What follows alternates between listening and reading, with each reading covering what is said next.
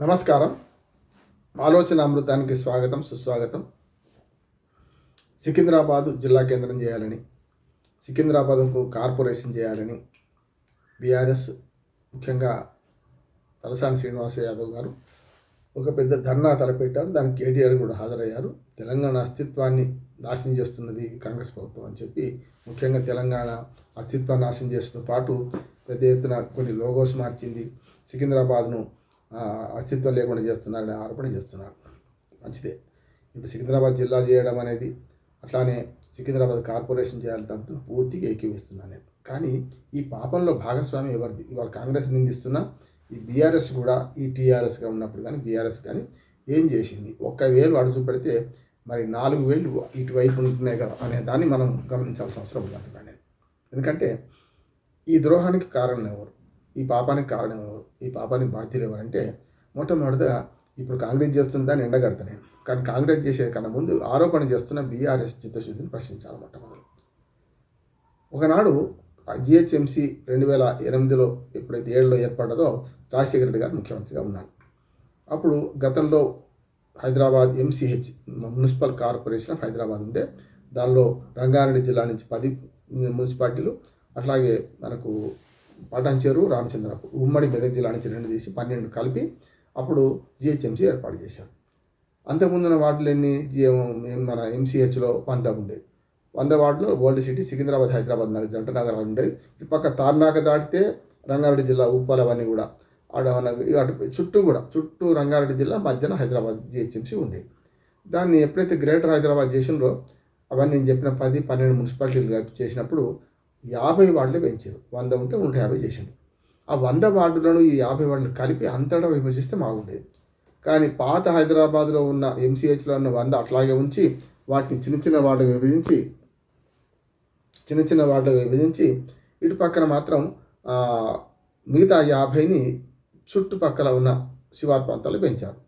ఇప్పుడు ఏమైంది? ఉదాహరణకు పటాన్చెరులో 21 మంది వార్డు మెంబర్లు ఉండేవారు. గతంలో పంచాయతీ ఉన్నప్పుడు, మున్సిపాలిటీ ఉన్నప్పుడు 21 మంది కౌన్సిలర్లు ఉండేవాళ్ళు. 21కి ఏమైంది? ఒక కార్పొరేటర్ వచ్చారు వాళ్ళకి. రామచంద్రాపూర్ 16-17 మన కౌన్సిలర్ ఉండేవాళ్ళు మున్సిపాలిటీ ఉన్నప్పుడు. ఒక్క కార్పొరేటర్ వచ్చింది. అంటే ఏమైంది?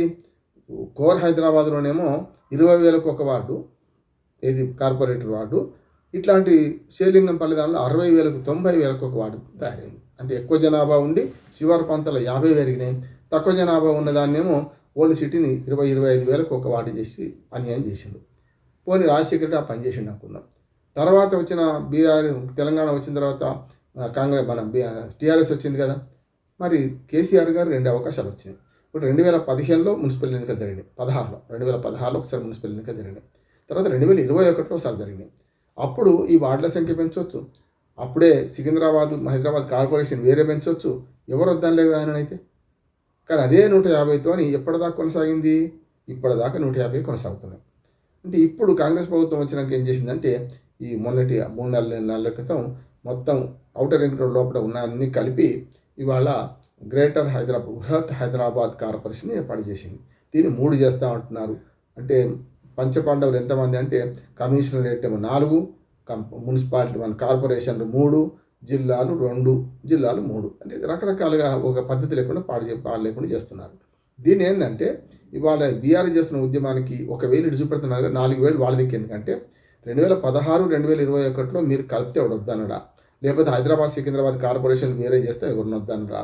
జిల్లాల ఏర్పాటు కూడా మొదలు 27 అన్నారు, తర్వాత 30 అన్నారు, 31 అన్నారు, 33 జిల్లాలు చేసింది. 33 జిల్లాలు చేస్తున్నప్పుడు మేడ్చల్, రంగారెడ్డి ఏదో జంట నగరాల పేరు పెట్టాడు. హైదరాబాద్ సికింద్రాబాద్ అంటే లెక్క ఉన్నది.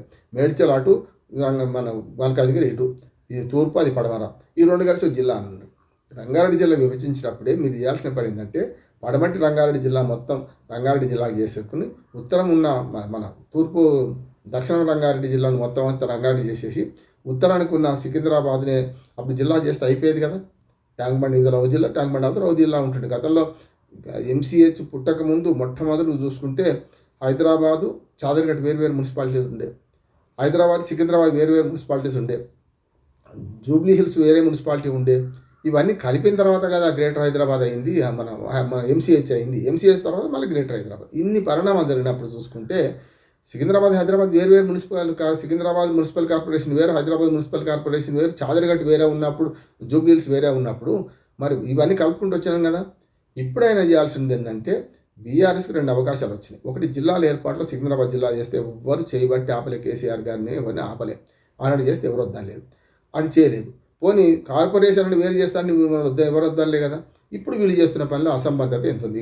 వాళ్ళ పాపం పోయింది, ఇప్పుడు వాళ్ళ అధికార పాపం పండింది. అవినీతి అహంకారంతో పదవి కూడా కొట్టుకున్నారు, ముఖ్యం రాష్ట్రంలో అధికారం పోయింది. ఇప్పుడు వాళ్ళు ఏమంటున్నారు, మేము వచ్చినాక ఏదో చేస్తామంటున్నారు. మళ్ళీ మీరు వచ్చేది ఇప్పుడు, చచ్చేది ఎప్పుడు. ఇప్పుడు జరగాల్సిన మార్పు ఏంటిది, ఏం చేస్తే బాగుంటుందని మనం మాట్లాడుకునే ప్రయత్నం చేస్తే, నిర్మాణాత్మక ప్రతిపక్షంగా ఈ పార్టీ ఏం చేయాలంటే ధర్నాలు, రాస్తారోకలుగా చేయాల్సింది వీళ్ళు నిర్మాణాత్మక సూచనలు ఇవ్వాలి. దాని ద్వారా రేపు సికింద్రాబాద్ను జిల్లాగా ఎట్లా చేసుకుందాం, కార్పొరేషన్ ఎట్లా చేసుకుందాం చూద్దాం.